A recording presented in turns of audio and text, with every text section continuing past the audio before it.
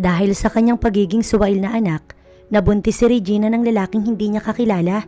Itinago niya at ng kanyang mga magulang ang tungkol sa anak niya dahil sa takot na magdulot ito ng kahihiyan. Hanggang sa bigla na lamang nalubog sa utang ang kanyang mga magulang at may nag-offer na tutulungan sila basta pakakasal lang siya kay Logan Del Fiero na kapag minamalas ka nga naman, ito ang ama ng anak niya. Ating alamin ang buong kwento. Napamura na lamang si Regina. Nang magising siya, napakasakit ng ulo niya ngunit mas masakit ang nasa pagitan ng kanyang hita hanggang sa naalala niya kung anong klaseng kagagahan ang nagawa niya kagabi. Isinuko lang naman niya ang pinakaiingatan niyang pagkababae sa lalaking hindi niya kakilala. Napatakip na lamang siya sa kanyang bibig. Dali-dali siyang kumilos at nagbihis kahit masakit ang katawan niya. Kailangan niya makaalis sa lugar na yun. Nasa biyahe na si Regina nang makatanggap siya ng tawag mula sa kanyang mami. Kagabi nang umalis siya sa kanila, wala ang mga ito kaya nga siya nakaalis. Ngunit ngayon, mukhang nakauwi na. Regina, nasan ka? Pauwi na po ako. Pinilit niyang hindi mautal upang hindi nito mahalata na may ginawa siyang hindi maganda. Make it fast dahil nagagalit na ang daddy mo. Binundol ng kaba ang kanyang dibdib. Kahit naman suwail siyang anak at hindi madalas sumunod sa mga magulang, may takot siya sa kanyang daddy. Hindi niya nakinuha pa yung sukli niya sa driver at bumaba na agad ng taxi. Pinilit niyang maglakad ng maayos. Nakauwi na po ako. Nagawa niya pang sabihin yun. Saang bar ka na naman ba nang galing? Galit na tanong ng kanyang daddy. Hinawakan na nga ito ng mami niya upang pakalmahin, ngunit ayaw nitong paawat. Dad, hindi niya na natuloy ang sasabihin dahil tila alam na nito yun. Just have fun? Nagpakasaya ka? Kami kaya ng mami mo? Kailan mo kami pasasayahin? Kailan ka tutulong sa negosyo natin? Dad, wala akong interes sa negosyong sinasabi niyo. At saan yung interes mo? Ang maglakwatsa? Kapag wala na tayong pera, hindi mo na magagawa yan kaya mabuti pa, tulungan mo kami. Hindi pinansin ni Regina ang ama at ito ay nilagpasan, ngunit hinabol siya ng kanyang daddy at madiing hinawakan sa kanyang braso. Kailan ka matututong sumunod? Dad, I'm tired. Gusto ko na pong magpahinga. Aniya at binawi ang braso dito. Bago iwan ng mga ito, narinig niya pang tinatawag siya ng kanyang daddy, ngunit hindi na lamang niya pinansin. Nakahiga na si Regina sa kama nang makatanggap siya ng tawag mula kay Missy. Girl, saan ka nagpunta? Alala nitong tanong. Wala rin siyang maalala. Basta ang alam niya lang, nakikipaghalikan lang siya sa lalaking iyon na hindi naman niya kakilala dahil na-attract siya dito. Bigla na lang kayong nawala nung guy. Ang sabi pa ni Missy. Paano niya kaya sasabihin kay Missy na naibigay niya na ang kanyang pinakaiingatan? Tsaka na lang tayo mag-usap, Missy. At binaba niya na ang tawag. Gusto niya munang magpahinga. Samantala sa kabilang banda, bumalik si Logan sa hotel na pinag-iwanan niya sa babae matapos niyang umuwi sa kanila at kausapin ng kanyang daddy. Sinabi nito na tapos na ang pagpapakasaya niya sa buhay dahil siya na ang magmamanage ng kanilang negosyo. Alam niya naman na may hangganan ng lahat at kakayanin niya iyon. Ngunit ang inaalala niya lang ay alam niyang siya ang nakakuha ng virginity ng babaeng iyon na natatandaan niya lang na Regina ang pangalan. Paano na lang kung may mabuo? Kung may mabubuo ay magpapakita naman ito sa kanya kaya wala siyang dapat na alalahanin. Tsaka malay niya baka muling pagtagpuin ang landas nila. Sa ngayon, kailangan niya munang mag-focus sa kumpanya nila para mapasaya ang kanyang mga magulang at hindi ma-disappoint ang mga ito. 2 linggo na din simula nung nangyari ang pakikipagtalik ni Regina sa lalaking hindi naman niya kakilala at mukha lang ang kanyang natatandaan. Hindi makaalis sa kanila si Regina dahil sa bagay na bumabagabag sa kanya. Nag-aalala siya na baka may mabuo sa ginawa nila. Wala na tuloy siyang ganang mag-bar at sumama kay Missy sa mga hangout nila. Ma'am Regina, may bisita po kayo sa sala. Nasa kwarto si Regina at palakad-lakad nang pumasok ang isa sa mga katulong. Nakita kasi nito na bukas ang pinto kaya ito'y pumasok na. Sige, susunod na ako. Aniya na kinatango na lamang ng maid tsaka ito yumuko at siya ay iniwan. Inayos muna ni Regina ang sarili bago niya nilisan ang kanyang silid. Hey girl, anong nangyayari sa'yo? Hindi ka na palalabas ah. Hindi na ikaw yung Regina na kakilala ko. Pabirong sabi sa kanya ni Missy, tsaka nito ininom ang juice na itinimpla para dito. Wala lang ako sa mood. Tsaka siya naupo sa katapat na sofa ni Missy. Are you sure? Tumango lamang siya rito. Ang totoo niyan, may aaminin ako Missy. Biglang sumeryoso ang mukha ng kaibigan at makikita sa mukha nito na gustong pakinggan kung ano man ang kanyang ikukwento. Ano yun? Wala namang mga maid sa paligid kaya walang makakarinig ng anumang ikukwento niya kay Missy. May nangyari sa amin ng lalaki.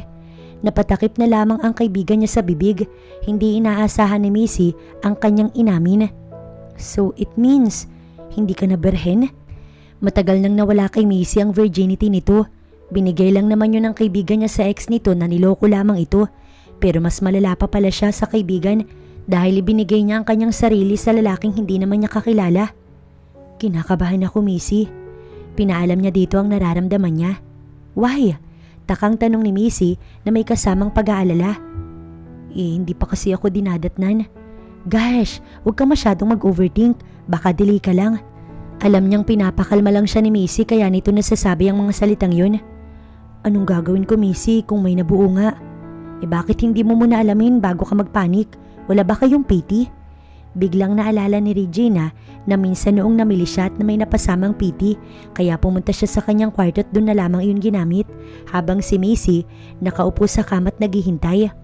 What? May takot sa mga mata nang tumingin siya kay Missy. Hindi rin siya makapagsalita at masabi ang kung ano man ang naging resulta. Anong resulta? Speak up, Reg. Tumayo na si Missy at lumapit sa kanya. Tinignan niya ang resulta ng piti na hawak-hawak ng kanyang nanginginig na kamay. Positive. Si Missy ay nautal. Ano nang gagawin ko? Gusto niyang maiyak sa mga oras na yun kahit nakasalanan naman niya. Kailangan mong ipaalam sa mga magulang mo to. Payong kaibigan ang ibinigay nito. Tapos ano? Tatanungin nila kung sinong ama. Miski ikaw hindi mo kilala yung lalaking yun. Nagpapanik niyang sabi. You're right, pero kailangan din nilang malaman. Anak ka nila, Reg.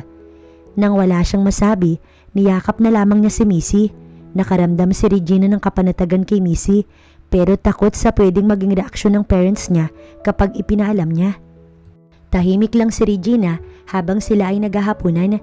Ang mami at daddy niya naman, puro business lang ang pinag-uusapan. Panay ang kwento ng daddy niya sa mami niya kung kamusta at ano bang lagay ng kanilang negosyo. Nabaling lang ang atensyon ng mga ito sa kanya nang bigla niyang nilantakan ng hinog na mangga na dati-rati ayaw niya. Sabi ng mga maid, hindi ka madalas umalis. That's good, anak. Natutuwa kami ng daddy mo sa ginagawa mo. Wika ng kanyang mami. Siguro naman na pag-isip-isip mo na kailangan mo nang tumulong sa ating negosyo. Sigunda naman ng kanyang daddy. Pero napangiwi na lang ang mga ito nang isawsaw niya ang hinog na mangga sa toyo. Anak, iba na talaga ang trip mo. Hindi na rin alam ni Regina ang nangyayari sa kanya. Marahil ay dahil iyon sa pagbubuntis niya na hindi alam kung paano ipapaalam sa kanyang mga magulang. Masarap lang kasi, mami. Pangangatwiran niya. Nang matapos silang kumain, nagpaalam siya na gusto niya nang magpahinga. Pinayagan naman siya ng mga ito kaya dumiretso siya sa kanyang kwarto. Kalalabas lamang ni Regina at kalilinis lang nang may kumatok sa pinto ng kanyang kwarto. Dali-dali niya naman yung tinungo at binuksan. Pinabababa daw siya ng parents niya dahil gusto siyang makausap ng mga ito. Hindi niya na nga pinag-intay pa ang kanyang mga magulang at bumaba na. Ano to? Galit na tanong ng kanyang daddy habang hawak ang isang maliit na puting bagay na sa tingin niya alam niya na kung ano. Itinapon niya na iyon kaya paano iyon nakuha at nakita ng mga ito? Dad, nauutal niyang sabi. You're pregnant? Ang boses ito hindi na talaga kayang kumalma. Han, kumalma ka. Pagpapakalma ng kanyang mami sa kanyang daddy. Paano ko kakalma kung buntis yung anak natin? Tanong nito sa asawa bago muling ibinaling ang nakakatakot na tingin nito sa kanya. Dad, I'm sorry. Yun na lamang ang kanyang nasabi. Nakatanggap si Regina ng isang malakas na sampal mula sa kanyang daddy. Nakulang na lang, tumabingi ang pisngi niya. Napahawak na lamang siya sa pisngi at napaiyak na rin. Sorry? Who's the father? Sino ang ama ng dinadala mo? Sino't ipapapatay ko? Mas lalo lamang naiyak si Regina, miski ang mami niya, awang-awa sa kanya. Hindi ko po alam. Humihikbi niyang sabi. What? I can't believe this. Ibinigay mo yung sarili mo sa lalaking hindi mo naman kilala? Kulang na lang, umeko ang boses nito sa kanilang tahanan, maski siya ay napaigtad. Iha, sabihin mo naman sa amin kung sinong ama. Huwag mo na siyang pagtakpan. Ngunit paano niya nga sasabihin kung hindi niya nga alam? Alam kong na-disappoint ko na naman po kayo at baka ito na po yung karma ko sa pagiging suwail sa inyo, pero bubuhayin ko po yung bata. Napag-isip-isip ni Regina na wala namang kinalaman ng bata sa mga katangahan niya sa buhay, kaya ayaw niya yung ipalaglag. Pwede mong buhayin ng batang yan. Basta lalayas ka sa pamamahay ko at buhayin mong mag-isa yung anak mo. Tsaka siya tinalikuran ng kanyang daddy. Hinabol naman ito ng kanyang mami. Naiwan na lamang si Regina na umiiyak. Alam niyang sobra niyang na-disappoint ang mga magulang, pero kung gusto ng parents niya na ipalaglag ang bata, hindi niya yun kaya. Panayang iyak ni Regina sa loob ng kanyang kwarto. Sobrang sama siguro ng loob ng parents niya sa kanya. Sa bagay, wala naman siyang ibinigay sa mga ito, kundi puro sama lamang ng loob dahil nga mahilig siyang sumuway sa mga ito. Nang may kumatok, dali-dali niyang pinalis ang kanyang mga luha bago tinungo ang pinto ng kanyang kwarto. Ang bumungad sa kanya ay ang kanyang mami. Pwede bang pumasok ang mami? Hindi niya nabigyang tugon ng katanungan ng mami niya dahil bigla niya itong niyakap. I'm sorry po. Aniya, pero imbis na sabunutan siya o sabihan ng masasakit, hinagod lamang nito ang kanyang likod at siya ay pinapatahan. Umupo sila sa kama. Si daddy po, galit pa rin po ba siya sa akin? Pinahid muna ng mami niya ang kanyang luha. Alam mo naman ng daddy mo, nakakapagsalita ng masasakit kapag galit, pero mahal ka nun. Mahal ka namin. Nasaktan lang kaming mga magulang mo dahil ang anak namin nabuntis ng lalaking hindi naman niya kakilala. Iyoko pong ipalaglag, mami. Mapait nang umiti ang mami niya dahil sa kanyang sinabi. Bakit po? Anong sabi ng daddy? Yun ang naging tanong niya. Pwede mo daw buhayin ang anak mo, pero kailangan mong malayo sa amin dahil ayaw ng daddy mo na pag-usapan ka ng mga tao. Nakikita ni Regina ang sensiridad ng ina niya na ipinaliwanag sa kanya ng maayos. Naiintindihan ko naman po yun. Tsaka siya pilit ng umiti. Doon ka muna sa rest house natin, anak, pero may makakasama ka naman doon at huwag kang mag-alala. Susuportahan ka namin ng daddy mo. Kung ayaw niya ako ang susuporta sa'yo. Hawak-hawak ng mami niya ang kanyang kamay at pinipisil-pisil yun. Salamat po. Kahit na hindi ako naging masunuring anak sa inyo, mahal niyo pa rin po ako. Niyakap na lamang siya nito. Hinahaplos-haplos din ito ang kanyang buhok upang tuluyan na siyang tumahin. Samantala sa kabilang banda, abala si Logan sa pag-aasikaso ng kanilang company, ngunit hindi iyon sapat upang makalimutan niya ang babaeng nakatalik. Sa lahat ng babaeng nakasama niya sa kama, ito lang ang hindi niya makalimutan. Hindi dahil siyang nakauna dito, kundi iba talaga ang naging epekto sa kanya ng dalaga. May kung ano sa kanya na parang gusto niya itong muling makita, kaso nga lang, hindi niya alam kung paano. Siguro may tamang panahon para dun. Ipinaalam ni Regina sa kaibigan niyang si Missy na nasabi niya sa kanyang mga magulang na buntis siya at kung ano ang gustong mangyari ng kanyang daddy. Labis naman itong nalungkot, pero nangako sa kanya na dadalaw-dalawin siya kapag may time. Ang malayo sa kanyang mga magulang at kaibigan ay kailangan niyang tiisin dahil siguro nga yun ang consequences ng lahat.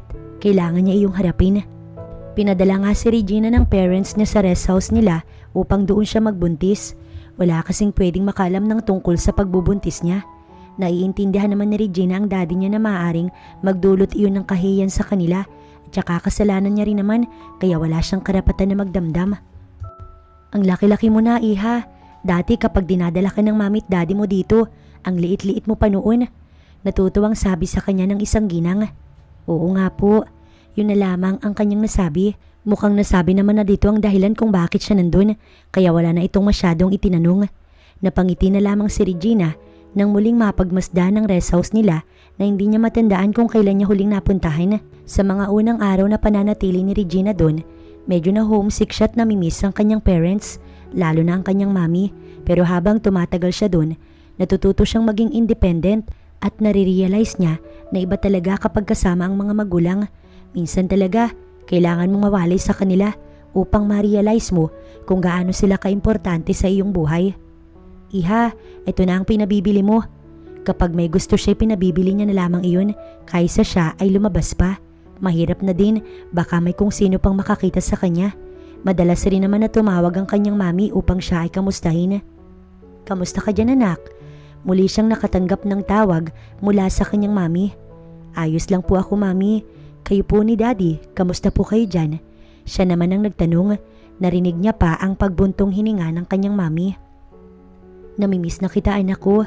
Malungkot ang boses ng kanyang mami. Pwede niyo naman po akong dalawin, di ba? Oo naman anak, kapag hindi na busy ang daddy, sabay kaming dadalaw dyan. Napangiti na lamang si Regina. Isa lang ang masasabi ni Regina. Mahirap talagang magbuntis. Mabuti na lang talaga, mayroong umaalalay sa kanya. Pero kapag siya'y naboboring, nanonood na lamang siya ng TV. Nakadama siya ng inggit nang makita niya kung paano ipagmalaki ang isang dalaga ng mga magulang nito. Ang dalaga kasi ang nagmana ng negosyo ng mga ito. Mapait na lamang siyang napangiti. Iha, ayos ka lang ba? Tanong sa kanya ni Nanay Mira. Tumango siya at pilit nang umiti. Siguro kung naging masunurin lamang siya sa mga magulang niya, ganun din ang sasapitin niya. Ngunit pinapangako niya naman sa sarili na magiging mabuti siyang ina sa kanyang anak, tsaka siya tutulong sa kanyang mga magulang, lalo na sa daddy niya upang maging proud dito sa kanya. Samantala sa kabilang banda ay matagumpay si Logan sa pagpapatakbo ng kanilang company. Hindi naman nagkakaproblema. Yun nga lang, kinukulit naman siya ng parents niya na kailan ba siya papasok sa seryosong relasyon upang magkaroon naman daw siya ng katuwang sa buhay na maaari din niyang makatulong sa kanyang negosyo. Ang palaging tugon niya, hindi pa siya handa kahit ang totoo, doon na lamang talaga siya interesado sa babaeng nakatalik niya ng isang gabi. Napapaisip nga siya, kamusta na kaya ang babaeng yun? Nasa na kaya siya? At kailan sila ulit magkikita? Suportado talaga ng parents ni Regina ang kanyang pagbubuntis. Ang mga ito nga ang nagpapadala ng pera para sa kanyang mga check-up, kahit na ang sumasama sa kanya ay si Nanay Mira dahil nga malayo ang mga ito sa kanya. Pero syempre, naiintindihan niya naman kahit na gusto niya minsan makasama ang kanyang mami sa kanyang check-up. Isang beses, siya na ang tumawag sa kanyang mami. Medyo nagtaka nga siya dahil ang tagal nitong sagutin yun. Ngunit napanatag ang kanyang kalooban nang sagutin na nito yun. Medyo paos ang boses ng kanyang mami at mukhang galing sa pag-iyak. Sa isip-isip niya, sana hindi naman nag-away ang mag-asawa at walang naganap na pagtatalo sa pagitan nito at ng kanyang daddy. Are you okay, mami? Alala niyang tanong dito. Yes, anak. Pilit lang na pinasigla ang boses nito at sobrang halata niya yun. Sigurado po ba kayo? Hindi kayo nag-aaway ni dad? Bakit naman kami mag-aaway ng daddy mo? Ikaw, kamusta ka? Iniinom mo ba yung mga vitamins mo? Yes, ma'am. Magalang ang naging tugon niya. Sige anak, bye na muna. At nawala na ang mami niya sa kabilang linya. Alam ni Regina sa sarili niya na hindi siya dapat ma-stress lalo pa at nalaman niya na lalaki ang kanyang magiging anak, kaya dapat healthy lamang siya at hindi nai-stress. Hindi naman naputol ang koneksyon nila ni Missy, kaya nakikipag-video call siya dito. Medyo inaasar nga siya ng kaibigan na ang dami daw niyang kinain, kaya malaki ang kanyang tiyan. Napailing-iling na lamang si Regina dahil ang lakas talaga nitong magpatawa. Natigil nga lang ang katuwaan nilang dalawa dahil nabanggit nito ang tungkol sa ama ng kanyang anak na kung makikita niya ay kanya namang makikilala dahil tanda niya ang mukha nito. Ang pangalan lang talaga ang hindi niya alam. Naikwento niya rin sa kaibigan ng tungkol sa pagtawag niya sa mami niya na nung sumagot ito ay tila ba galing sa pag-iyak. Pinayuhan lamang siya ng kaibigan na wag masyadong mag-overthink dahil wala naman iyong maidudulot na maganda at magtiwala lamang daw siya sa kanyang mami. Mabilis na lumipas sa mga buwan, araw at oras hanggang sumapit ang araw ng panganganak niya na may pinapunta lang na doktor sa kanilang rest house na magpapaanak sa kanya. Mabuti na lang talaga't may kakilala si Nanay Mira kaya mabilis itong natawagan, hindi kasi pwede sa hospital. Tunay ngang kapag manganganak ka, tila ba nasa hukay ng isa mong paa dahil mahirap. Hirap na hirap siya. Sa isip-isip niya, hindi na lamang siya magpapabuntis ulit upang hindi na makaranas ulit ng ganoon. Ngunit nawala ang lahat ng hirap at napalitan ng saya nang marinig niya ang iyak ng anak niya. Hindi siya makapaniwalang matagumpay niyang naisilang ang anak nila ng lalaking yun. Napakagwapo ng anak mo, iha, sabi sa kanya ng doktor na nagpaanak sa kanya. Napangiti na lamang si Regina. Tila ba biglang nawala ang lahat ng pagod niya, pati si Nanay Mira, masayang masaya para sa kanya. Liam Angelo Buenavista. Liam Angelo ang pinangalan niya sa anak niya at apelyido niya ang pinagamit dahil hindi naman niya kilala ang ama nito. Sa mga oras na yun, pinangako din niya sa sarili na pakakamahalin at aalagaan ang anak niya. Ngunit hindi maikakaila ang katotohanan na kahit siya pa yung nagbubuntis at nanganak ay ang ama pa rin talaga ang kamukha ng bata. Hanggang sa magdadalawang taon ng kanyang anak, malayo siya sa mga magulang. Wala nga kasing dapat na makaalam tungkol sa bata. Kung sa bahay nila, madalas na may mga bumibisita at kung doon na sila titira ay siguradong may makakakita sa anak niya. Masasabi ni Regina na maayos niya namang napalaki ang anak niya dahil kahit 2 years old pa lang, marunong na itong makinig at sumunod. Hindi rin ito pasaway pagdating sa kanya at kay Nanay Mira. Bagay na labis niyang ikinatutuwa dahil tiyak na hindi ito matutulad sa kanya. Pinapakain niya ang anak nang makipag-video call sa kanya ang mami. Ang napakagwapo kong apo. Natutuwa nitong sabi habang nakatuon ng atensyon sa apo nito. "Say hi to Lola." Aniya sa bata nang humiti naman at kumaway kaya mas lalong natuwa ang kanyang mami. "Pwede bang iwan mo muna ang bata kay Nanay Mira?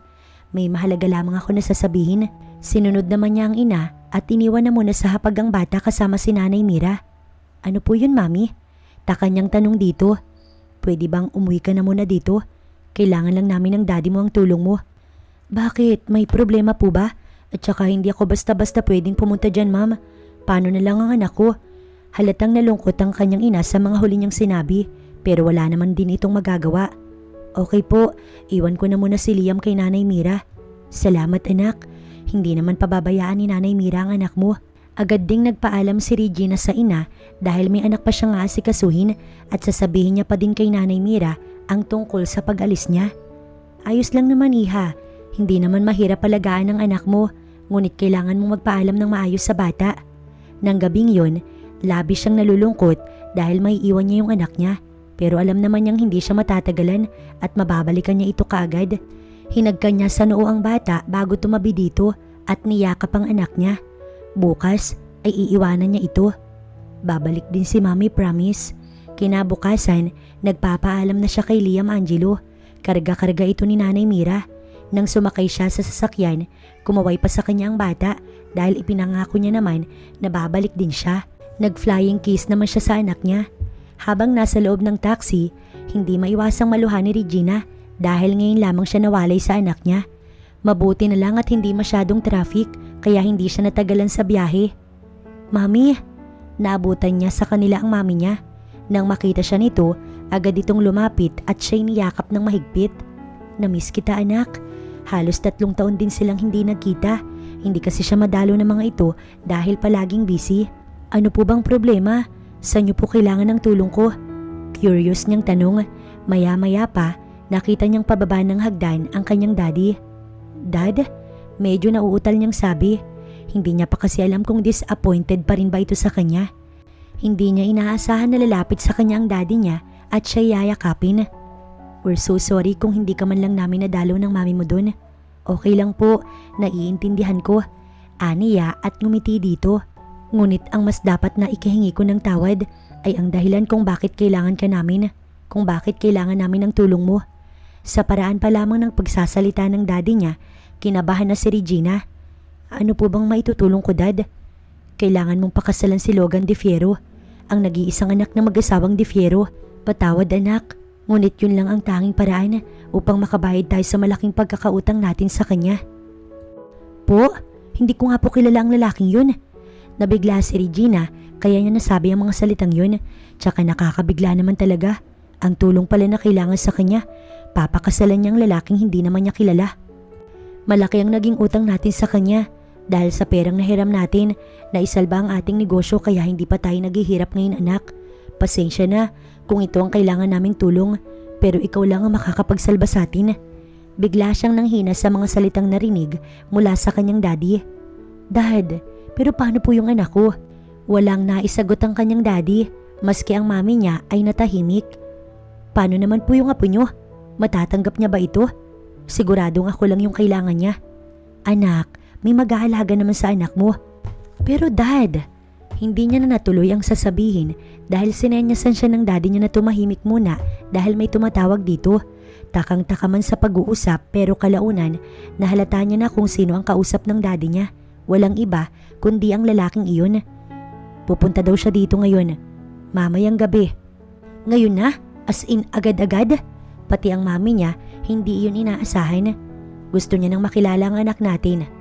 "Dad, hindi pa po ako handa." "Wala tayong magagawa anak." Kinomfort na lamang si Regina ng kanyang mami. Samantala si Logan, tinatapos na ang mga kailangan sa company upang maaga siyang makaalis doon dahil pupunta pa siya sa mga Buena Vista. Gusto niyang makilala yung anak ng mag-asawang Buena Vista Nakautang kasi ang mga ito sa kanila ng medyo malaking halaga upang maisalba ang negosyo ng mga ito at bilang kapalit ay pagpapakasal ng mga anak nito sa kanya. Sa daddy niya talaga umutang si Mr. Buenavista. Yun nga lang ay sabi ng daddy niya ay sa kanya na lumapit dahil siya na ang namamahala sa lahat at bilang kapalit kailangan siya pakasalan ng anak ng mag-asawa. Masyado na kasi siyang nape-pressure sa parents niya na gusto na siyang magkaroon ng sarili niyang pamilya, lalo na ng asawa na makakatuwang niya daw. Rona, ikaw nang bahala dito. Paalam niya sa sekretarya. Bye sir. Paalam naman ito. May mga bagay din kasi siyang pinapaayos dito. Habang lula ng kotse niya, tinawagan ni Logan ng parents niya na malilate siya ng uwi dahil may kailangan pa siyang puntahan. Naiintindihan naman daw nila kaya mauna na ang mga ito sa dinner. Sinabi rin naman niya sa pamilyang Buenavista na doon siya magdi-dinner. Inaamin niya sa sariling hindi niya pa rin nakakalimutan ng babaeng kanyang nakatalik. Halos taon na ang nakararaan, ngunit tila ba malabo na silang makita pang muli. Kaya dapat ay mag-focus na lamang siya sa realidad at saka kung may nabuo naman, ay di sana nagpakita na ito sa kanya. Habang si Regina, hindi alam kung anong damit ang dapat niyang suotin para magmukha siyang presentable sa harap ng Logan na yun. Mabuti na lang, tinulungan siya ng kanyang mami. Ma'am, kinakabahan ako. Hinawakan nito ang mga kamay niya at pinipisil yun. Nandito lang ako anak. Ngumiti na lang si Regina. Bumaba na sila ng mami niya nang may pumunta sa kanyang kwarto at sinabing nasa baba na daw ang bisita. Ang Di Fiero na yun. Panay ang kwento kay Logan ni Mr. Buenavista, ngunit ang mata niya umiikot sa kabuuan ng mansyon hanggang sa tumungo iyon sa isang malaking frame kung saan nandoon ang mag-asawang Buenavista at ang anak ng mga ito na hindi siya pwedeng magkamali. Yun ang babaeng kanyang nakatalik nun. Narito na ang aking anak, iho. Iniwan ng mata ni Logan ng malaking larawan ng pamilya, bagkus itinuon niya ang tingin sa dalagang kasama ng ina na pababa ng hagdanan. Napaawang na lang ang labi niya. Sino ba namang mag-aakala na dahil sa pagkakautang, muling magtatagpo ang landas nilang dalawa ng dalaga? Anak, this is Logan De Fiero. Ang kaninang kaba ni Regina, mabilis na napalitan ng takot. Hindi siya makapaniwala na muli niyang makakaharap ang lalaki at pakakasalan niya pa talaga. Ang lalaking ito ang nakatalik niya noon at ito rin ang ama ng anak niya. Iho, this is my daughter, Regina Buenavista. Ang mga tingin nila ay nakatuon lamang sa isa't isa. Si Logan nga ang unang nag-offer ng kamay nito para makipag-shake hands. Iho, masyado ka bang nagagandahan sa aming anak? Hindi mo na siya nilubayan ng tingin. Marahil ay para maiba yung atmosphere kaya sinabi ng daddy niya ang mga salitang yun. Nagulat lang ako at napakaganda pala ng aking magiging asawa. Hindi alam ni Regina kung nagsasabi ba ng totoo ang lalaki o ng bubola lamang. Posible din na nakilala siya nito na sana naman ay hindi. Maiwan na muna namin kayong dalawa. I-check lang naming mag-asawa ang mga pagkain. Gusto niyang sabihin sa kanyang mami na wag siyang iwan sa lalaki. Kaso nga lang, mas lalo itong maghihinala. Susunod na sana siya sa parents niya. Ngunit nang hinawakan ng lalaki ang kanyang kamay ay siya'y natigilan. Yun pala ang pangalan ng lalaki, Logan De Fiero, at mula sa mayamang pamilya. Ikaw ang babaeng yun, di ba? Hindi ko alam ang sinasabi mo. Pagtanggi niya at pagsisinungaling. Hindi ako pwedeng magkamali. Ikaw yun. Sa tono ng boses ng lalaki, parang hindi na siya pwedeng umapila pa o itanggi ang sinasabi nito. Matagal na yun, and it's just a one night stand. Aniya at pilit na binabawi ang kamay niya sa lalaki. Ngunit gamit ang kamay niyang yun, kinabig siya nito palapit kung saan nasa loob na siya ng bisig ng lalaki. But I am your first at ako ang nakakuha ng pinakaiingatan mo. Tila ba matutunaw siya sa paraan ng pagtitig nito sa kanya kaya bago pa mangyari yun, pilit siyang kumawala sa lalaki. Pwede ba? Baka makita tayo ng parents ko. And so, mas maganda na yun para malaman nila na may nangyari na sa atin. Akala niya, tototohanin ng lalaki ang sinasabi. Ngunit nang marinig nito ang papalapit na mga yabag, pinakawalan siya ng lalaki. Kamusta kayong dalawa? Nagkausap na ba kayo? Tanong ng kanyang mami. Kung malalaman lang nito ang pinag-uusapan nilang dalawa, tiyak ito'y mabibigla. Yes, tita, and I think na magkakasundo naman kami ng anak nyo. Ngiting sagot ni Logan sa mami niya na napangiti na lamang din. Samantala siya, sari-sari ang tumatakbo sa isip. Paano na lang kapag nalaman ng lalaki na nagkaanak sila? Paano kapag nalaman ng parents niya na ang lalaking pinagkakautangan ng mga ito ay ang lalaki na kabuntis sa kanya at ang ama ng anak niya? Tara, doon na tayo sa dining. Pagyayaya ng kanyang mami, agad naman siyang sumunod sa mga ito. Binilisan na nga lang niya ang lakad, ngunit hindi yun sapat upang hindi makahabol sa kanya si Logan. I will never forget that night, Regina. And to inform you, kay tagal kong hinintay ang pagkakataon ito na muli tayong magkita. Bulong ng lalaki sa kanyang tenga na nagdulot ng kilabot sa buo niyang pagkatao. Hindi makakain ng maayos si Regina, lalo pat pansin niya na sa kanya nakatuon ang atensyon ni Logan. Tila ba pinapanood nito ang bawat galaw niya. Nang matapos siyang kumain, nagpaalam siya na may kukunin lamang sa itaas sa may kwarto. Ang paalam niya kasi saglit lang, kaya pinayagan siya ng mga magulang, pero ang totoo, wala na siyang ganang bumalik dahil makakaharap niya si Logan. Paanong hindi siya nito nakalimutan? Labis bang tumatak sa lalaki ang nangyari sa kanilang dalawa? Isasarado pa lang ni Regina ang pinto ng kanyang kwarto nang may biglang pumasok at ito na ang nagsarado nun. Anong ginagawa mo dito? Bakit mo ko sinundan? Inis niyang tanong sa lalaki pero ngumiti lamang ito. Mas lalo kang gumaganda kapag naiinis. Anito, tsaka nito tinungo ang kama at umupo dun. Ano ba, umalis ka nga dito? Utos niya sa lalaki. Baka nakakalimutan mo na mapapangasawa mo ko, kaya soon lahat ng akin ay sayo din at lahat ng sayo ay akin. Kung wala lang utang yung daddy ko sayo, hindi kita pakakasalan. Kailangan lang nila ng tulong ko kaya ako gagawin yun. Aniya sa lalaki na nagpawala sa ngiti nito sa labi. Then let's see. Sisiguraduhin ko na mai-inlove ka sa akin. Anito tsaka ito tumayo at dahan-dahan muling naglakad papunta sa kanya tsaka siya nito sinandal sa nakasaradong pintuan. Or maybe, pwede naman nating ulitin ang nangyari ng gabing yun. Total, magiging asawa mo naman ako, diba? Malakas siyang tinulak ng lalaki pero imbis na magalit ay natawa na lamang ito. Baka nakakalimutan mo na nasa baba lang ang mga magulang ko. I know. Pangaasar nito sa kanya. Pwede ba umalis ka na lang? Puno ng pakiusap na sabi niya sa lalaki. I just have one question at aalis na ako. Ano yun? Taka niyang tanong rito. Kinabahan din talaga siya sa kung anumang pwedeng itanong nito. Wala bang nabuo? Wala. Buo ang loob na sagot niya kahit na alam niyang kasinungalingan yun dahil ang totoo, tinatago niya ang anak nila at walang ibang nakakaalam ng tungkol dito kundi siya at ang kanyang mga magulang, ang kaibigan niyang si Missy at ang mga tao sa rest house. Okay, simpleng sabi ng lalaki at nilayuan siya. Pumunta naman siya sa kanyang kama, samantalang ito binuksan ang pinto ng kanyang kwarto. Next time na may mangyari sa atin, I'll make sure na may mabubuo na. Tsaka ito umalis ng kanyang kwarto. Napahawak na lamang sa dibdib niya si Regina dahil sobrang bilis ng tibok ng puso niya. Kamusta ang aking anak, iho? Pagtatanong kay Logan ng mami ni Regina nang makababa siya. Ayos lang po siya. Magpapahinga na daw. Wala naman po siyang sinabi na hindi niya gusto na magpakasal sa akin. Aniya sa ginang na ikinangiti naman ito. Masaya kaming mag-asawa na nagkakasundo na kayo. Kung alam lang talaga na mag-asawa kung anong tumatakbo sa isip niya na may kinalaman sa mga anak nito, labis na magugulat ang mga ito. I'll go na po. Mag-iingat ka, iho. Mukhang may ginagawa yung asawa nito kaya hindi siya nakausap. Habang nasa biyahe, hindi maiwasan ni Logan ng mapangiti. Ang babae dati gusto niya lamang makitang muli dahil sa nangyari sa kanila. Mapapakasalan niya pa. Iba nga naman talaga ang tadhana kapag gumawa ng paraan. Kagabi bago siya matulog, tumawag muna si Regina kay Nanay Mira upang makausap ang anak niyang si Liam. Masayang-masaya ang bata nang makita siya nito. Kita ang saya sa muka at sa mata ng bata. Mabuti nga daw at hindi ito umiiyak at sumusunod naman kay Nanay Mira. Kahit na isang araw pa lang siyang nawawalay sa anak, talagang namimiss niya ito ng sobra. Gusto niya na nga muli itong makasama eh. Ngunit paano naman niya magagawa yun kung nakaharap niya na yung ama nito na kailangan niya namang pakasalan? Ma'am, may naghihintay po sa inyo sa baba. Sabi sa kanya ng isa sa mga yaya. Nakasarado't nakalak na din ang kanyang pinto at abala siya sa pag-iisip kaya hindi niya yun mabuksan. Sinabi na lang tuloy ng maid mula sa labas ng pinto ang pakay. Sige, susunod na ako. Aniya, kaya narinig niya ang yabag nito papalayo ron.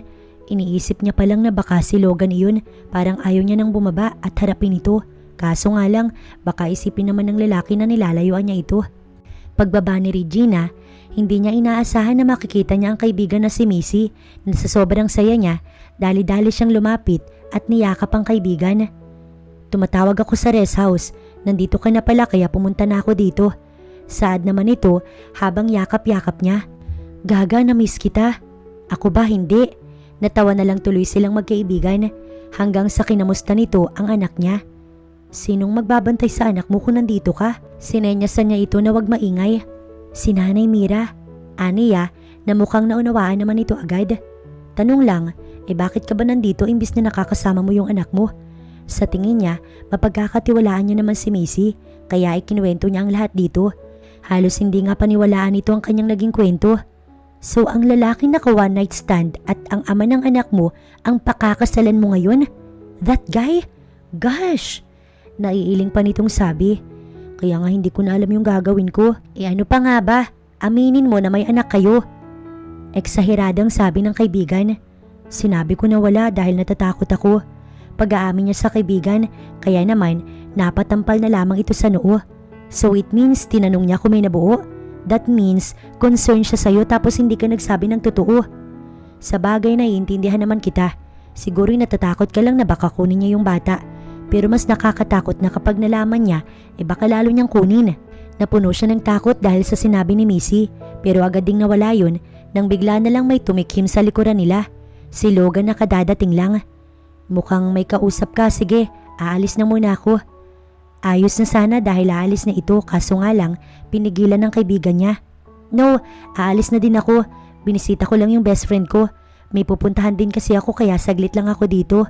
Sabi ni Missy na tila ba kinikilig kahit wala naman talagang nakakakilig. So, you're Regina's friend? By the way, I'm her fiancé. Mas lalo tuloy kinilig ang kanyang kaibigan. Bongga mo, bes. Anito at kinurot pa siya sa bewang bago nagpaalam at tuluyan ng umalis. Kaya kay Logan niya na ibaling ang kanyang atensyon. Anong ginagawa mo dito? Wala pa dito yung parents ko. Ani sa lalaki dahil wala naman talaga doon ang parents niya. Hindi naman sila ang pakakasalan ko. Kaya hindi dahil sa parents mo kaya ako nandito. I'm here because of you. May pupuntahan tayo. Aangal pa lang sana siya at aapila.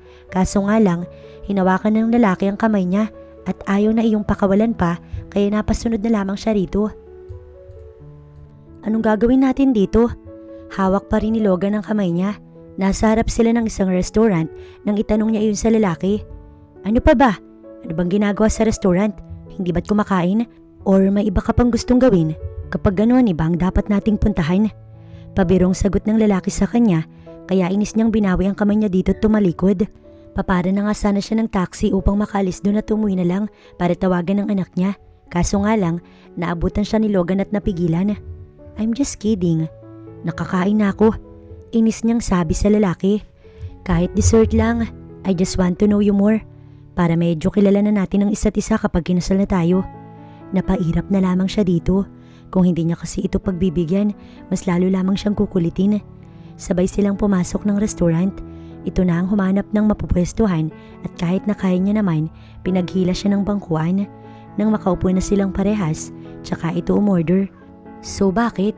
Anong bakit? Kunot noong tanong niya sa lalaki. Bakit mo basta na lang sinuko yung virginity mo? Ang klase ng tanong nito ay hindi niya nagustuhan kaya napatayo siya agad. Mabilis naman itong hinawakan ng kamay niya. Hindi katulad ng nasa isip mo ang ibig kong sabihin. Muli siyang umupo. Kung hindi ako lasing at nasa tamang pag-iisip, hindi ko yun ibibigay sa'yo. Aniya at nag-iwas ng tingin. Bumalik ako sa hotel pero wala ka na. So anong gusto mong gawin ko? Manatili dun matapos kong gumawa ng isang malaking katangahan? Inis niyang sabi sa lalaki. Pwede ka bang magsalita ng mahinahon? I'm talking to you nicely. Tumahimik na lamang siya't hindi inimik ang lalaki. Dahil wala pa yung order nila, nagpaalam siyang magsi-CR muna dahil naiihi siya. Ang cellphone niya'y nakalimutan niya palang dalhin at naiwan iyon sa mesa nila ni Logan. Kaya napamura na lang siya. Baka kasi may bigla na lamang tumawag. Wala si Regina at nasa CR kaya chinek niya ang cellphone kung sino ang tumatawag. Alam niyang mali yun pero nilamon siya ng kuryosidad na sana hindi na lamang niya tinignan dahil ang nakita niyang nakalagay na contact name ay baby na wala din naman ang tumatawag. Kaya ba naiinis sa kanyang lalaki dahil may nobyo na ito tapos kailangan siya nitong pakasalan? Yun agad ang pumasok sa isip ni Logan pero hindi siya makakapayag na sa lalaking yun mapunta si Regina. Hindi dahil may utang ang mga magulang ni Regina, kundi dahil para sa kanya ay siya ang mas unang nagkagusto sa dalaga. Nang makabalik ang babae, ang cellphone agad nito ang chinek nito. Kita niya kung paano ito nadismaya dahil sa missed call na yun. Sino? Kunwari ay walang alam niyang tanong. Wala ka na dun. Simpleng sagot nito sa kanya at nang dumating na ang order nilang dalawa, yun na ang pinagkaabalahan nila. Pansin niyang panay ang check ni Regina sa cellphone nito kahit naabala din ito sa dessert na in order. Kaya medyo nainis siya at kinuha ang cellphone nito. Ano ba? Ibalik mo sa akin yan. Inis nitong sabi sa kanya. Finish your food first. Aniya sa babae. Naiinis si Regina kay Logan. Kinuha nito ang cellphone niya. Bakit? Huwag nitong sabihin na naiinis ito dahil panay ang check niya doon. Nagsiselos ba ito? Hindi naman siguro. Baka papansin lang talaga. Kasi kung magsiselos ito, parang nagsiselos lang ito sa anak nito dahil ang anak naman nila ang dahilan kung bakit ang panay ang check niya sa kanyang cellphone. Problemado ang mukha ni Logan nang umuwi siya sa kanila kaya labis iyong kinataka ng kanyang mami. Kadalasan kasi kapag umuwi siya, maaliwalas ang mukha niya. Bago nga siya tuluyang umuwi, dumaan muna siya sa isang bar at nag-inom dun pero kaunti lang naman. May problema ba sa company anak? Alam mo naman kami ng daddy mo. Nandito lang kami para sa'yo. Sabi ng kanyang mami. Paano niya ba sasabihin sa mga ito na ang babaeng ipapakasal sa kanya ay tila may nobyo na? Wala naman ma'am, pagod lang siguro. Pahipahinga rin kasi anak. Paano na lang kapag may asawa ka na? E di wala ka ng time para sa asawa mo. Natatawang sabi ng kanyang mami. Maya-maya ay mayroon itong naalala. Tungkol sa mag-asawang Buenavista. Sigurado ka na ba talaga na ang pagpapakasal na lang sa anak nila sa'yo ang hihingin mong kabayaran? Yes ma'am, sa panahon ngayon, mahirap na rin makahanap ng matinong babae. Nakilala mo na ba ang anak nila? Gustong gusto talagang malaman ng ina niya ang mga detalye. Yes, simpleng sagot niya. Baka kapag sinabi niya na may nangyari na nga sa kanila ng dalaga noon, baka mabigla pa ito. How was she? Nagkasundo ba naman kayong dalawa? Baka siya pa yung maging sakit ng ulo mo. No ma'am, she's great. Napatango na lang ang kanyang mami. Maya-maya pa, bumaba ang kanyang daddy. Tungkol sa kumpanya ang kanilang pinag-usapan, natuwa naman ito nang sinabi niya na hindi nagkakaproblema. Hindi naman siya nito pinapakailamanan sa pagpapatakbo ng kanilang company. Tinatanong lamang siya kung kumusta ito upang kung may problema, makatulong ang kanyang daddy. Samantala sa kabilang banda, nakahiga na sa kama si Regina. Namimiss niya na ang anak niya. Gusto niya na itong puntahan kaso nga lang, hindi po pwede. Pero kung magpapaalam naman siguro siya sa daddy niya, baka payagan siya. Kaya dali-dali siyang bumaba upang puntahan ng daddy niya at mami niya na naroon sa living room kung saan naabutan niya ang dalawa na nag-uusap tungkol sa negosyo. Dad, pwede ko po bang dalawin ang anak ko?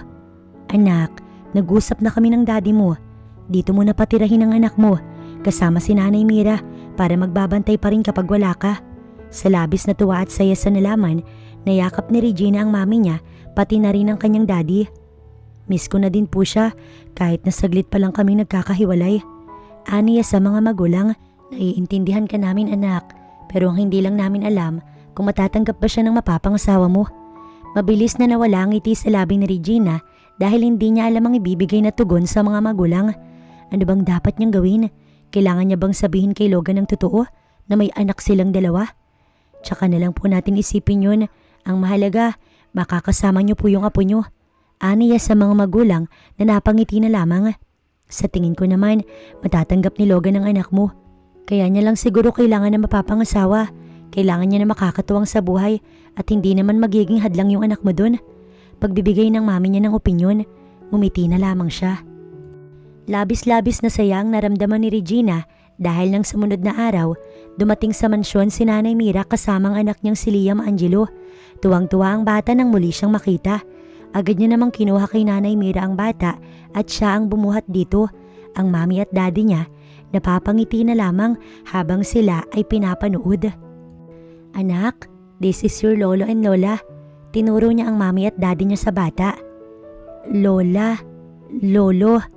Napangiti na lamang ang mga magulang niya dahil sa binigkas ng anak niya. Sa labis na pagkatuwa ng mami niya, ito naman ang bumuhat sa anak niya. You're a great mother, anak. Tila ba natunaw ang puso ni Regina dahil sa mga salitang yun na narinig niya sa kanyang ama. Salamat, Dad. Hindi ko rin naman po mapagtatagumpayan ang pagiging isang mabuting ina kung wala po yung suporta ninyo ni Mami sa akin. Natigil ang dramahan nilang mag-ama dahil ang maglola ay nagtatawanan.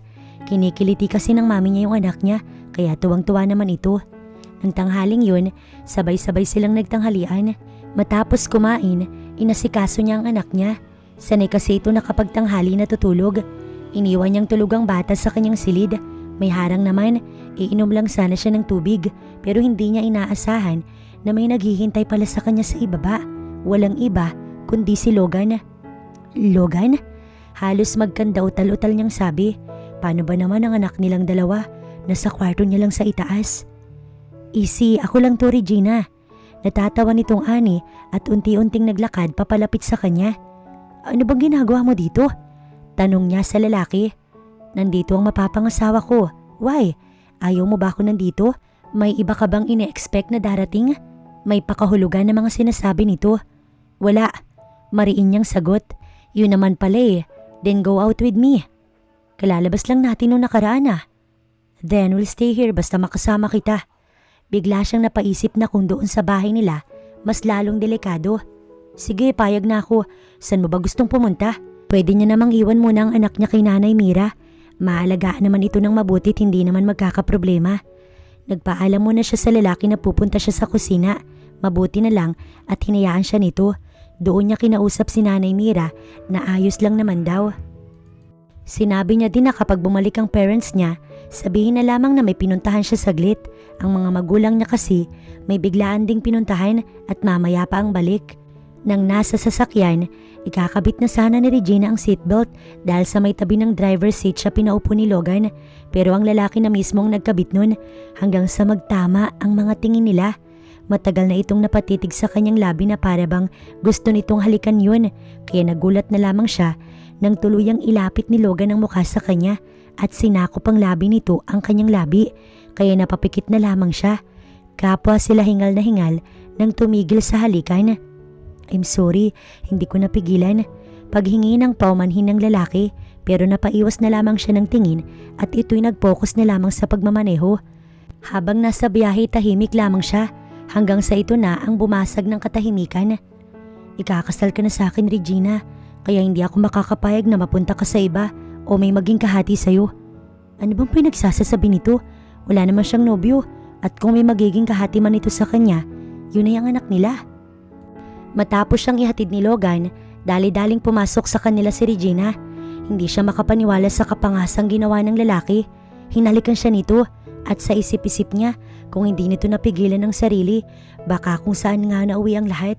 Napakagat na lamang siya sa kanyang labi bago niya tinungo ang kwarto ng anak dahil tiyak na nag-iintay ito sa kanya.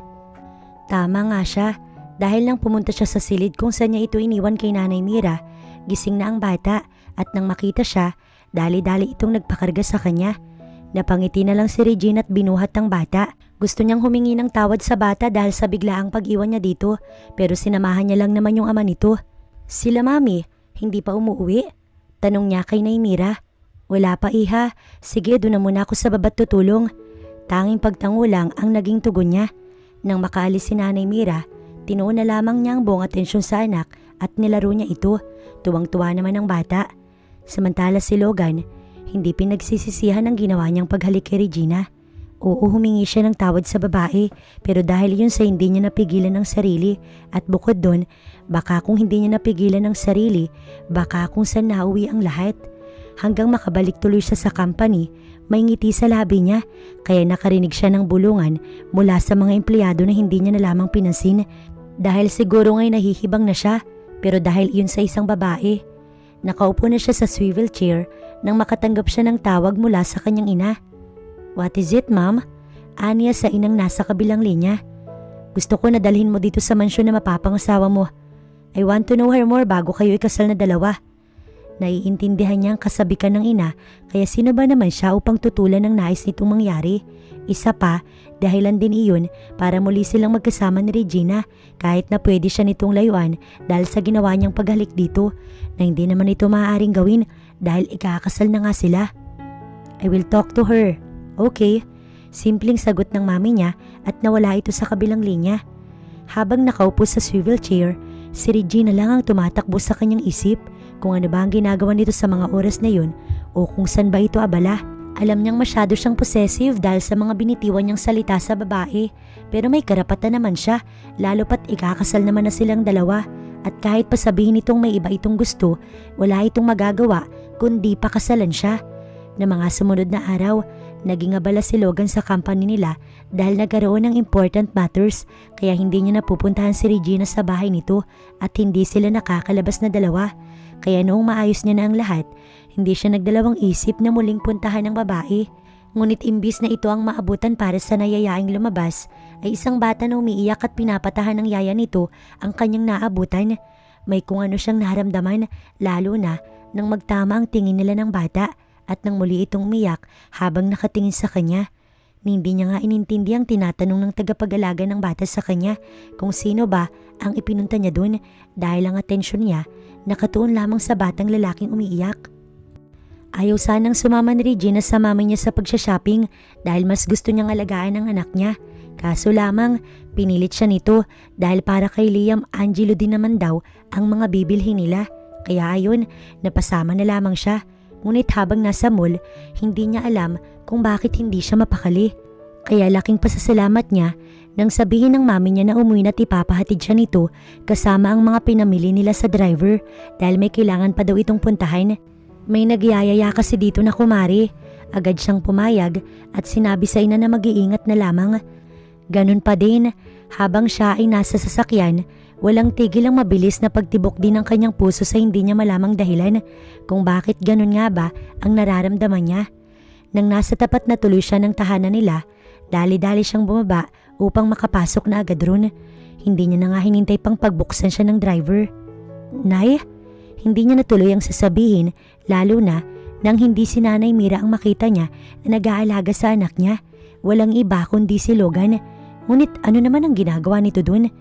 Lingid sa kaalaman ng lalaki na anak na nito ang kanyang inaalagaan. Akala niya magkakaligtas na siya, ngunit akala niya lamang yun dahil bigla na lamang siyang tinawag ni Liam Angelo. Mami! Mami! Natutuwang sabi ng bata na naging dahilan upang mabilis na matuon ang atensyon ni Logan sa kanya, ngunit parang hindi ito doon mas nag-focus kundi sa itinawag ng bata sa kanya. Dali-daling nilapitan ni Regina ang anak at kinuha ito mula kay Logan. Pansin na pansin niya tuloy ang paninitig ng lalaki sa kanya sa kanyang peripheral vision. Kanina po iyak ng iyak si Liam, ma'am. Mabuting hapo't dumating si sir at napatahan niya. Yun kaagad ang sinabi ni Nanay Mira. Salamat po, Nay. Nauutal niyang sabi dahil alam niya na sa kanya pa rin nakatuon ang atensyon ni Logan. Kaibigan niyo po ba si Sir, ma'am? Naging malapit po agad siya kay Liam. Natutuwa pang sabi ni Nanay Mira. Sa mga oras na yun, parang gusto na lamang niyang kainin siya ng lupa. Nay, sa inyo na po muna si Liam. Pilit niyang ibinibigay ang anak kay Nanay Mira. Ngunit ayaw naman itong sumama. It's okay, I can't wait. Simpleng sabi ni Logan na mukhang batid nito na kaya niya ginagawa yun ay dahil dito. Maiwan ko na po muna kayo at iniwan na nga muna sila ni Nanay Mira. Mabilis na napatulog ni Regina ang anak niya. Dinala niya ang bata sa silid nito at inihiga ron. Si Logan nakasunod pa rin sa kanya. Alam niya na may gusto itong itanong, ngunit hindi ito nagtanong habang nasa loob sila ng kwarto ng bata dahil sa takot na baka ito ay magising. Ano bang ipinunta mo dito? Tanong niya sa lalaki na ang tuon ay nasa mga mata niya lamang. Nung sinabi mo sa akin na walang nabuo ng gabing yun, nagsabi ka ba ng totoo? Yun naman ang naging tanong ni Logan sa kanya na pagkatameme ang naidulot kay Regina. Hindi siya nakasagot. I can feel it. Kanina, naramdaman ko kaagad. Tell me, Regina, anak ko ba yung bata? Hindi nga ba talaga nagbunga yung ginawa natin? O baka naman yun lang yung sinabi mo sa akin dahil yun ang gusto mong paniwalaan ko. Ang boses nito nagdulot sa kanya ng takot na naging sapat na dahilan upang masabi niyang totoo sa lalaki. Oo, nagsinungaling ako. Anak mo siya, Logan. Anak natin ng bata na kanina ay karga-karga mo. Nagkaanak tayong dalawa. Buong pusong pag-amin niya sa lalaki. Napamura na lamang si Logan. I should have known. Kung hindi ko pa binigla ang pagpunta ko dito, hindi ko pa makikita yung bata at hindi ka mapapaamin. Hindi niya magawang tignan sa mata ang lalaki. Why didn't you tell me na may nabuo? Paano ko gagawin yun? kung hindi nga kita kilala? Sige, sabihin mo sa akin. Naiiyak niyang tanong sa lalaki. Hindi ko kilala yung lalaking pinag-alayan ko ng sarili ko dahil mukha mo lang yung tangi kong natatandaan. Paliwanag niya kay Logan na bumahid ang sakit sa mukha nito. Bakit walang nakakaalam ng tungkol sa anak natin? Ang tanong na yun ang nagpakilabot sa kanya dahil hindi niya alam kung paano niya sasagutin yun o ano ba ang dapat niyang isagot upang hindi mas lalong magalit ang lalaki sa kanya. Itinago ko siya. Itinago namin ng parents ko ang tungkol sa kanya. Hindi niya pa rin napigilan ng sarili na magsabi ng totoo sa lalaking kaharap niya. Narinig niya na muli itong napamura at mukhang handa na siyang sabihan ng masasakit na salita nang may tumawag dito kaya sinagot na muna nito yun. Iiwan na sana niya ang lalaki ngunit nahawakan siya nito at pinapahiwatig nito sa kanya na manatili lamang siya roon. Mabilis na natapos ang pakikipag-usap ni Logan kaya muli sa kanya nito tinuon ang atensyon. Aalis ako pero babalik ako kapag natapos ko na yung kailangan kong ayusin. Sabihin mo na sa mga magulang mo na ako yung ama ng bata. O kung gusto mo pagbalik ko, ako ang magsasabi sa kanila. Anito, tsaka pinakawala ng kamay niya at tsaka siya iniwan. Naiwan si Regina na hindi alam ang gagawin. Problemado siya nang bumaba at nang makita si Nanay Mira, napayakap na lamang siya rito. Nagtataka man, niyakap siya nito at kinomfort. Sinimulan niya na ring magkwento dito kaya nga labis-labis ang paghingi nito ng tawad dahil sa pagiging madaldal nito. Ngunit wala siyang kahit na anong inis kay Nanay Mira dahil ang ginawa nito ang nagtulak sa kanya na magsabi ng totoo. Muli ring binalikan ni Regina ang anak sa silid kung saan tulog pa rin ito. Alam na ng daddy mo yung tungkol sa iyo anak. Sana mabilis na mawala yung galit sa akin upang hindi kanya kunin. Mapait niyang sabi habang pinagmamasdan ng natutulog na si Liam. Samantala si Logan, panay ang mura habang siya ay nagmamaneho. May anak na pala siya tapos hindi niya alam. Hindi niya naman masisisi si Regina kung hindi siya nito mahanap dahil hindi nga siya kilala ng dalaga. Ngunit ang ikinasasama ng loob niya ay nang muli silang magkita, hindi ito nagsabi ng totoo sa kanya. At baka kung hindi dahil sa biglaan niyang pagpunta sa mga ito, hindi niya malalaman ng tungkol sa bata. Hindi na nagdalawang isip pa si Logan na tawagan ng kilala niyang attorney para sa marriage contract.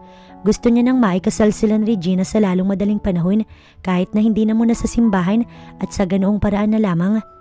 Kailangang maging asawa niya si Regina. Mas lalong umusbong ang pagnanais niya na maging sa kanya na talagang babae dahil sa nalaman niya na may anak na sila at lalaki pa. Kamukhang kamukha niya, kaya pala kanina hindi niya magawang alisin ang tingin niya sa bata. Kamukhang kamukha niyang anak nila ni Regina. Panayang tanong kay Regina ng parents niya kung ayos lamang ba siya, ngunit sinabi niya na oo. Hindi niya nagawang sabihin ng totoo dahil natatakot siya.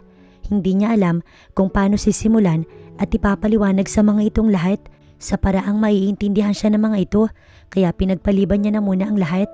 Laking pasasalamat niya dahil nung araw na yun, hindi na bumalik pa si Logan. Mukhang abala ito sa inaayos. Kinagabihan, maagang natulog si Regina. Katabi niya ang anak at yakap-yakap niya ito. Ngunit kinabukasan, maaga din siyang nagising at napuno ng kaba ang dibdib niya dahil habang pababa ng hagdan, rinig niyang may kausap ang mga magulang niya at mukhang napaka-importante ng pinag-uusapan. Babalik na sana siya sa silid ng anak niya pero lumitaw na pala yung paa niya at nakita na iyon sa baba. Regina! Alam niya kung kanino ang boses na yun, walang iba kundi kay Logan. Ba't ang aga mo? Utal-utal niyang tanong sa lalaki. Alam mo kung bakit? Simple nitong sagot. Totoo ba anak? Yun na nga ang kinatatakutan niya. Ang mami niyang nagtanong. Tinignan niya si Logan. Mukhang hindi na talaga ito makapaghintay na masabi niya. Kaya ito na ang nagsabi. Opo, I'm sorry mami. Umiiyak niyang sabi. Napayakap na lamang siya sa ina habang si Logan pinapanood lamang sila at ang daddy naman niya walang masabi. Dapat ay sinabi mo kagad sa amin nak nang makilala mo si Logan. Hindi naman kami magagalit sa iyo ng daddy mo. Matutuwa pa nga kami dahil magkakaroon na ng ama yung apo namin. Gamit ang mga salitang yun, unti-unti siyang napatahan ng kanyang mami. Maiwan na muna namin kayo. Ang daddy niya ang nagsalita. Umiti lamang sa kanyang ina at iniwan na nga siya sa lalaki. Hindi mo man lang hinintay na ako yung magsabi sa kanila. Aniya kay Logan na nakatingin lamang sa kanya. Dahil alam ko na hindi mo kaya at baka matagalan pa. Ayoko na itago pa yung tungkol sa namagitan sa ating dalawa. At gusto ko na magkaroon ng buong pamilya ang anak natin.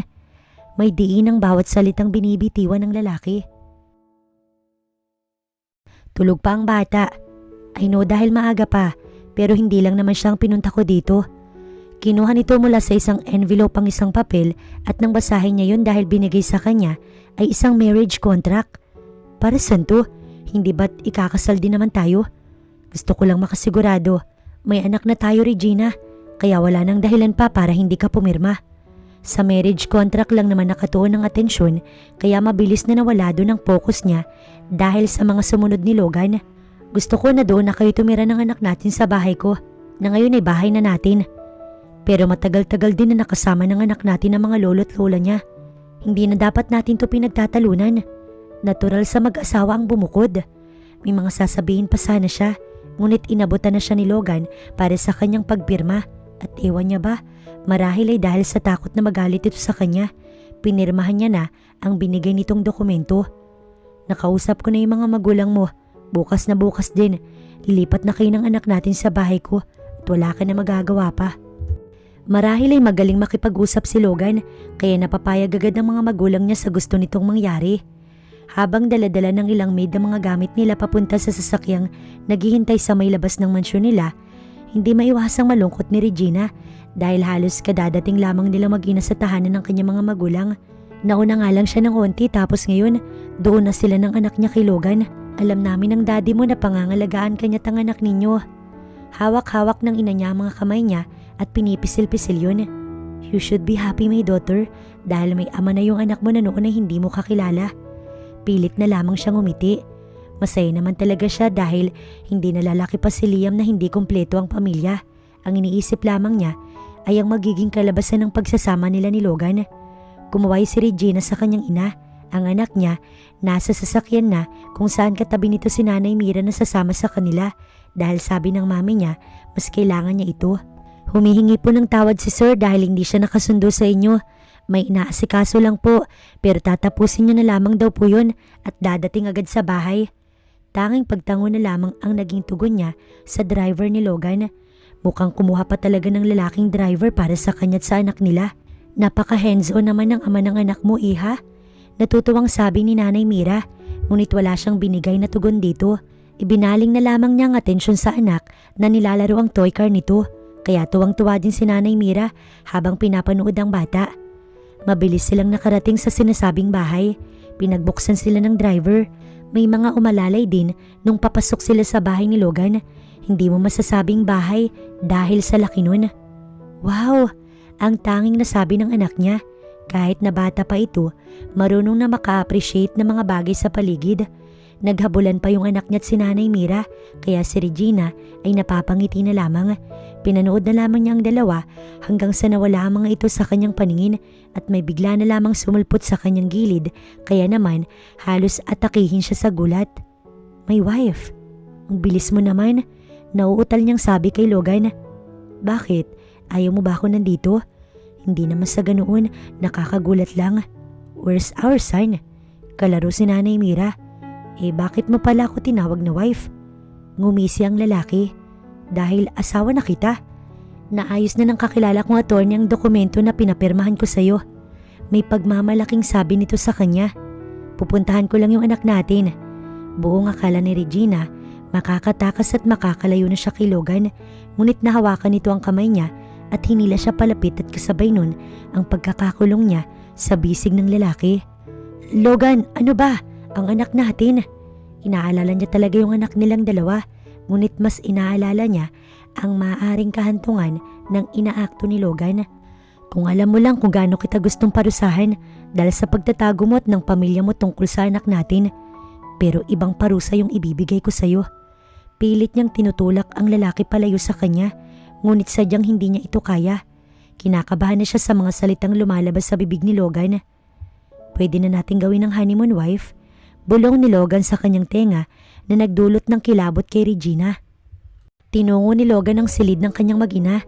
Tinanong niya kasi kay Naimira at ang naging tugon nito, binibihisan daw ni Regina ang anak nila. Ganun na nga ang kanyang naabutan, binibihisan nito ang anak nila. Nagtatawanan pa nga ang mga ito hanggang sa dumako ang tingin ng bata sa kanya, kaya miski si Regina Natuon ang tingin sa kanya. Dada, paulit-ulit na sinasabi ng bata na nagdulot ng labis na saya sa kanyang puso. Hindi niya inaasahan na kikilalanin agad siya ng anak bilang ama nito. Si Regina ay naluluha na din sa labis na kasiyahan. Matapos ng bihisa ng bata, kinarga ito ni Logan. Panay naman ang hagikgik ng anak nila. Maiwan ko na muna kayo mag-ama. Aalis na sana ng silid si Regina, ngunit hinawakan niya ang kamay nito. Stay, aniya sa babae na sinunod naman ito. Nakatulog si Liam Angelo sa bisig ng ama nito. Napapangiti na lamang si Logan habang karga-karga ang anak nila na napatulog niya. Dahan-dahan itong inihiga sa kama ang bata. Ang daya, kamukhang kamukha mo siya. Yun na lang ang nasabi ni Regina na hindi niya alam kung tama pa ba yung sinasabi niya dahil iba na naman ang tumatakbo sa isipan ng lalaki. Pwede naman tayong gumawa ng bago, yung kamukha mo naman. Pabirong sabi ng lalaki. Ewan ko sa'yo. Naiiling na lamang niyang sabi, tsaka tumabi sa anak nilang dalawa. Tumabi din si Logan sa bata, kaya napagitnaan nila ito. Good night, ang sabi sa kanya ni Logan. Good night din, ang naging tugon naman niya. Nang gabing yun, tabi-tabi silang natulog. Ayos na ang pamilyang pinapangarap ni Regina para sa anak niya. Hindi na ito kailangan lumaki na siya lamang ang kasama. Kinabukasan, nagising siya na wala na sa tabi ang kanyang mag-ama. Mabilis na napabangon si Regina at nagmamadali na sana na bumaba nang pumasok si Logan. Nasa baba ng anak natin, mabuti naman at gising ka na. Kakain na tayo. Medyo natatawang saad ng lalaki. Paano ba naman, gulo-gulo pa yung buhok niya. Sige, susunod na lamang ako. Aniya sa asawa, ngunit hindi ito sumunod. Kanina ka pa namin inaantay ng anak mo. Alam na ba ng mga magulang mo yung tungkol sa anak natin? Pag-iiba niya sa topic. Kaya ka nga namin hinihintay dahil pupunta tayo dun. Mabilis na kinabahan si Regina. Hindi niya pa kasi nakikita o nakikilala ang mga magulang ng lalaki. Paano na lamang kung husgahan siya nito pati ng anak nila? Huwag mong masyadong isipin ang mga magulang ko. Pero paano? Hindi niya na naituloy ang sasabihin dahil sa isang iglap lang, nasa harapan niya na si Logan at tinapat nito ang sangdaliri sa kanyang labi. Let's just eat downstairs bago pa ibang kainan ang mangyari. Mabilis siyang namula na kinatawan ng lalaki. Dali-dali niyang inayos ang sarili bago sila sabay na lumabas ng kanyang silid. Habang pababa ng hagdan, rinig niya pa ang mahina nitong pagtawa. Kinakabahan si Regina habang papasok sila ni Logan sa bahay ng mga magulang nito. Kasama nila ang kanilang anak na karga-karga nito. Upang siya'y pakalmahin, hinawakan na lamang ng lalaki ang isang kamay niya at pinisil-pisil yun. I'm here. You have nothing to worry about. Sabi pa nito, kaya ikinalma niya ang sarili. Nung nasa loob na sila ng bahay, hindi niya maiwasang ilibot ang tingin. Napakaganda naman kasi talagang mamamangha ka. Pakitawag si Mom and Dad. Utos ng asawa niya sa isang maid na yumuko muna bago agad na sinunod ang pinag-uutos ng amo. Nang makarinig si Regina ng yabag pababa ng hagdan, ayun na naman ang mabilis na pagtibok ng puso niya. Nandito na kayo. Mukhang inaasahan ng mag-asawa ang pagdating nila. Inaniyahan agad sila sa may hapag kung saan may nakahanda ding mga pagkain. Mukhang nagbihis muna ang magulang ni Logan kaya kinailangan pang ipatawag. I'm glad na nagawin na kayo dito. Natutuwang sabi ng ginang at ito pa nga ang naglagay ng food sa pinggan niya na hindi niya rin inaasahan. Nahiya na lamang tuloy siya. Iha, bakit hindi ka pa kumakain? Tanong sa kanya ng ginang. Si Liam Angelo buhat ng isang maid doon na nakapagpalagay agad ng bata pero kahit ganon hindi niya pa rin magawang kumain. Maraming tanong ang bumabagabag sa kanya kaya hindi niya naiwasan ang magtanong. Hindi po ba kayo nagtataka kung sino yung batang daladala ng anak niyo? Siya naman ang nagtanong sa ginang. We already know the story, Iha, dahil naikwento na sa amin ng anak namin. Po? Sa mga ganong usapan talaga, bigla na lamang siyang nagiging slow. Bago pa kayo mapunta dito, naikwento na sa amin ni Logan ang lahat, ang nangyari sa inyo at ang tungkol sa apo namin na tinagumot ng pamilya mo. Ngunit naiintindihan naman namin, Iha, lalo pat paano mo nga naman nahanapin ang aming anak kung hindi mo siya kilala at mahirap din na pag-usapan ng mga tao. Paliwanag ng ginang hanggang sa ang daddy naman ni Logan ang nagsalita na. Sa katunayan, natutuwa nga kami mag-asawa dahil may apo na pala kami na kamukhang kamukha ng anak namin. Natutuwang sabi ng Ginoo. Ang buong akala ko po magagalit kayo sa akin at pag-iisipan nyo ng masama. Nayuyuko niyang sabi, kaya naman nakarinig siya ng mahinang tawa mula sa ina ni Logan. Hindi naman makitid ang utak namin para hindi ka intindihin at hindi mo naman pinabayaan ang apo namin. Sino rin ba ang mag-aakala na muli din kayong paglalapitin ng tadhana? Tinignan na lamang ni Regina ang asawa nang umiti lamang sa kanya. Kaya pala sabi nito sa kanya, huwag niyang isipin ng mga magulang nito dahil naayos na pala nito ang lahat. Matapos ang pag-uusap na yun, tinuloy na nila ang pagkain. Nagpresenta na siyang tutulong sa pagliligpit, ngunit hindi siya hinayaan ng mga magulang ni Logan dahil may mga katulong naman daw. Kinarga naman ng mami ni Logan ang apo nito. Tuwang-tuwa ang mag-asawa sa bata. Dahil abala naman ng mga magulang sa apo, dinala siya ng asawa sa garden para sa isang pag-uusap. Siguro para magkaroon din sila ng moment. Nasa isang resto si Regina kasama si Missy. Masaya silang nagkukwentuhan ng kaibigan. Ang anak nila ni Logan na sa mga magulang na lalaki dahil gustong makabanding ng dalawang matanda ang apo ng mga ito. Kinikilig ako sa inyo ng lalaking yun, grabe. Naiiling na sabi ni Missy sabay inom nito ng juice. Pati nga ako hindi rin makapaniwala. Miski kasi mga magulang namin, madaling naunawaan ng lahat. Aniya kaya ang kaibigan niya, kilig naman. Maya-maya pa, nagpaalam si Missy na magsi-CR lamang kaya siyang naiwan sa pwesto nila nang bigla na lamang may lumapit na babae at umupo ito sa inuupuan ng kaibigan. Miss, I'm sorry, pero kaibigan ko'y nakapwesto dyan. Mali ka ata ng napwestuhan. Aniya sa babae. Gusto lamang kitang makausap. Wika ng babae. Hindi kita kilala kaya sa tingin ko, wala naman tayong kailangang pag-usapan.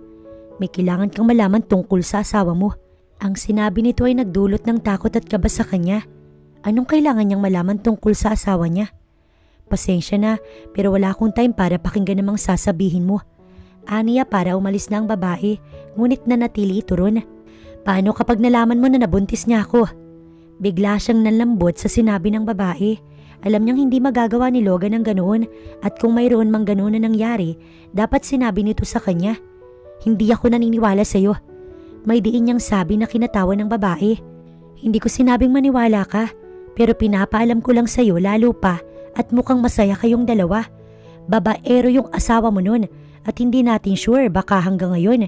Sige, aalis na ako, ngunit pakisabi na lamang na kailangan siya ng anak namin. Tsaka ito umalis. Kung ganun ay malaki na pala ang bata, baka kaedad pa ng anak niya.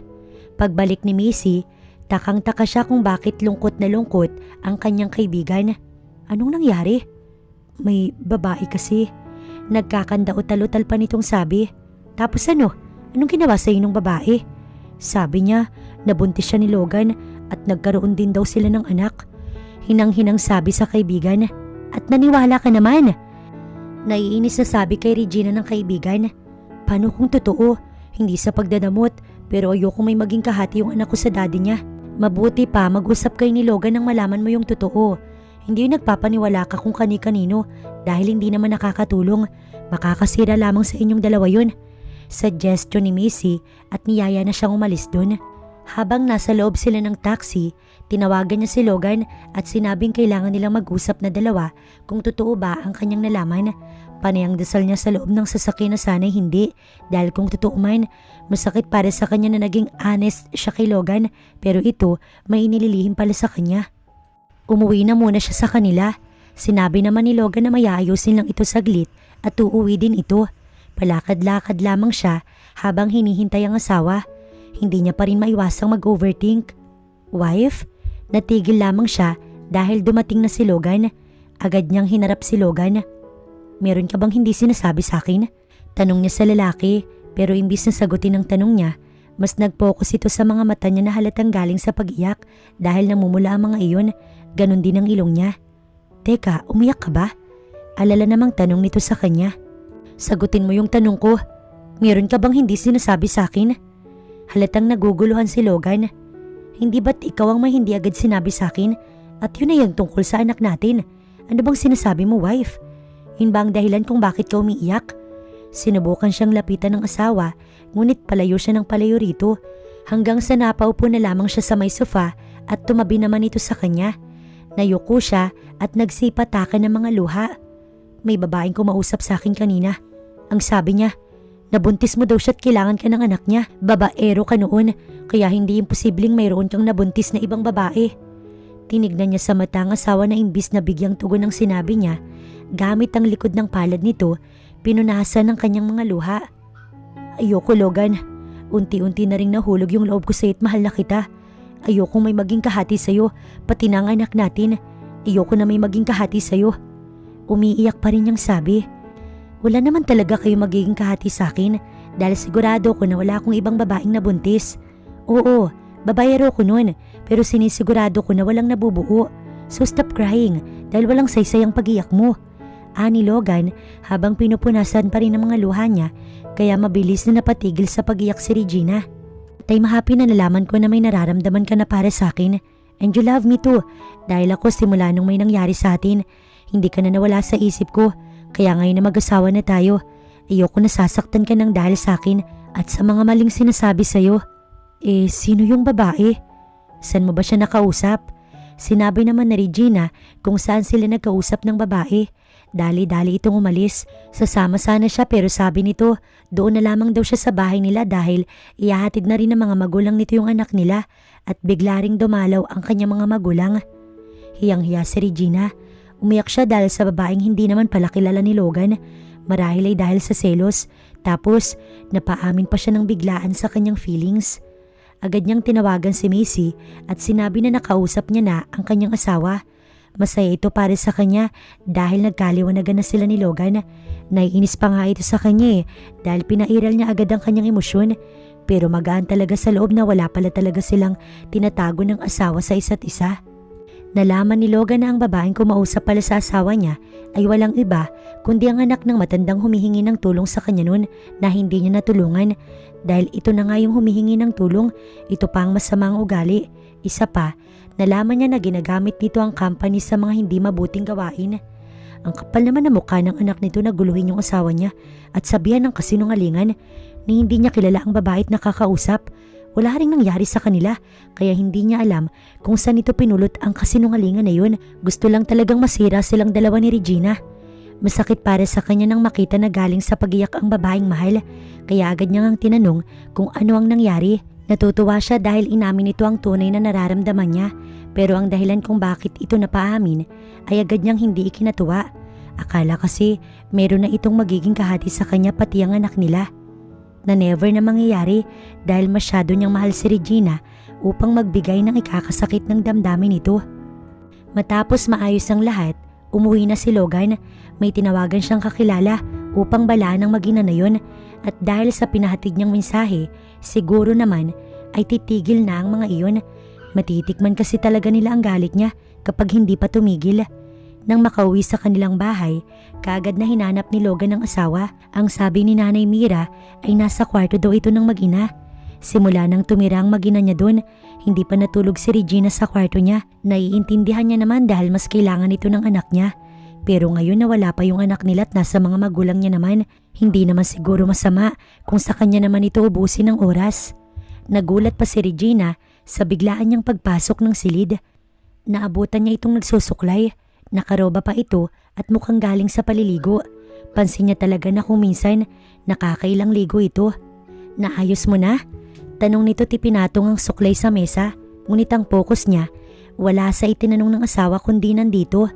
Hindi niya maiwasang ma-attract ng sobra at parang gusto niya nang sundan si Liam Angelo at sundin ang nais nito na kamukha naman ito ang magiging pangalawang anak nila. Oo, gusto lang akong siraan ng babaeng yun sa'yo. May galit sila sa akin. Ani at unti-unting naglakad papunta sa asawa hanggang sa nasa harapan na siya nito. Doon na muna ako sa baba. Hihintayin ko yung anak natin. Mahina siyang natawa sa sinabi nito at talatang siya iniiwasan. Marahil ay ramdam ang tensyon sa pagitan nilang dalawa at saka hindi naman ito papayag na bumaba ng nakaroba lang. Hinawakan niya sa braso si Regina at muling hinarap sa kanya hanggang sa magtama ang kanilang mga mata. Di magbibihis na ako, siguradong padating na yung anak natin. Maloko siyang umiti.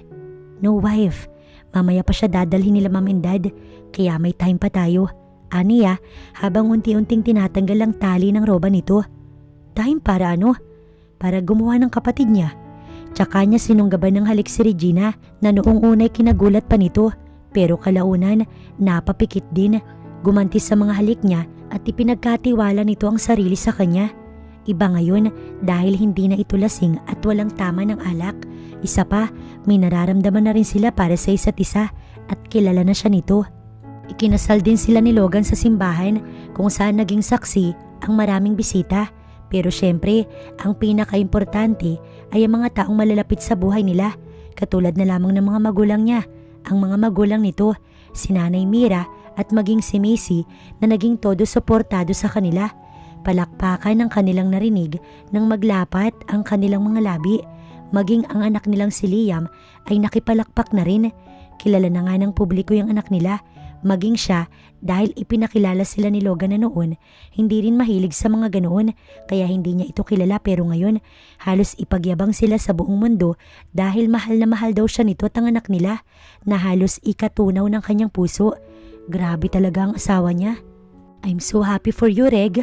Naiiyak siyang niyakap ni Missy na halatang sobrang saya nga para sa kanya dahil naiiyak pa ito. Tinukso pa nga siya na paano kung hindi sila nag-bar nun, di sana wala siyang forever. Napakaganda mo, iha. Napangiti na lamang siya sa sinabi ng ina ni Logan. Maya-maya pa, nagpapakarga na sa kanya si Liam at kahit naka-bridal gown, handa siyang kargahin ng anak niya. Ngunit si Logan ang kumarga dito. Yay! Sigaw ng bata, kaya napatawa na lamang sila. Bago pa tuluyang matuloy sa lokohan ng lahat, nag-picture taking na sila. Ang bawat isa'y masaya at may mga ngiti sa labi. Huwag na kaya tayong tumuloy sa reception. Bulong ni Logan sa kanya kaya nasiko niya ito. Bigla niya kasing naalala yung huling nangyari sa kanila. Gigil na gigil ba naman sa kanyang lalaki at halatang gustong sundan ng anak nila. Magtigil ka nga, Mr. De Fiero. Ani niya sa asawa. I'm just kidding, my wife. Anito na may kasamang mahinang pagtawa. Minsan kasi talaga'y maloko ito. Isang araw, nagising na lamang si Regina na dahil nasusuka na siya. Dali-dali niyang tinungo ang banyo hanggang sa maramdaman niya na may humahagod sa kanyang likuran. Are you okay, wife? Alalang tanong ng kanyang asawa. Tumango lamang si Regina. Nang araw na yun, saglit na umalis si Logan pero nagulat na lamang siya dahil pagbalik nito, may kasama na itong babaeng doktor. Bakit may doktor? Sobra ako nag-alala sa'yo. Ang anak nga nila, si Nanay Mira muna ang nag-asikaso. Ang OA mo, ayos lang ako. Natatawa niyang sabi. Iniwan na muna sila ni Logan para silang dalawa ng doktora ang makapag-usap. Sinabi niya sa doktora ang nararamdaman niya nitong mga nakaraang araw at yun ay ang minsang pagkahilo at mabilis din siyang mapagod pati na rin ang pagsusuka niya. Sinuggest ng doktora na mag-take siya ng PT na ginawa niya naman. Yun pala'y buntis na siya. Kaya agad siyang binati ng doktora na sakto naman na pagbalik ng kanyang asawa. Kumusta, Dok? May sakit po ba yung asawa ko? Alalang tanong ni Logan kaya hindi niya maiwasang mahinang matawa. No sir, pero mas maganda kung kayo na lamang ni Mrs. ang mag-usap. I'll go ahead. At umalis na nga ang doktora. I'm pregnant, Logan. Buntis ako. Magkakaanak na ulit tayo. Anya sa asawa na hindi agad nakapagsalita. OA ka lang talaga. Dagdag niya pa pero nagulat na lamang siya nang bigla itong magtatalon sa labis na kasiyahan. What did you say? Buntis ka? Tumango-tango siya kaya mas lalong nadagdagan ang sayang nararamdaman nito. Siya naman ay unti-unting naluluha. Ngayon ay isa lang ang sigurado niya. Masusubaybayan na nito ang kanyang pagbubuntis at hindi niya na itatago dahil wala nang dahilan para gawin yun. Kilala niya na kasi ito't mag-asawa na silang dalawa. Kapwa masaya at wala nang mahihiling pa.